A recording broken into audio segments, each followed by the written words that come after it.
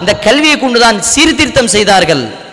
அதனால தான் அல்லாஹ் சுப்ஹானஹு வ தஆலா சூரத்துல் முஜாதாவில் கூறுகின்றான், யர்ஃபஇல்லாஹு அல்லதீன ஆமனூ மின்கும், உங்களில் அல்லாஹ் சுப்ஹானஹு வ தஆலா யார் ஈமான் கொண்டார்களோ, யார் கல்வி உள்ளவர்களாக இருக்கிறார்களோ அவர்களுடைய தரஜாக்களை, அவர்களுடைய அந்தஸ்தை அல்லாஹ் உயர்த்துகின்றான்.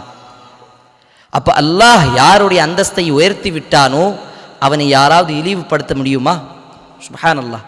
அப்ப அந்த கல்வி யாருக்கு அல்லாஹ் கொடுத்திருக்கிறான்? இந்த குர்ஆன் மூலமாக தான் நமக்கு அல்லாஹ் கொடுத்திருக்கிறான். இதை எப்பயாவது நாம் படித்து பார்த்திருக்கிறோமா?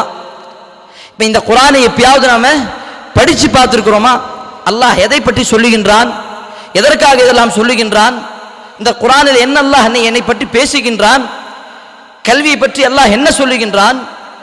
என்னைக்காவது இந்த குர்ஆனை ஃபஜ்ர் தொழுகைக்கு பிறகு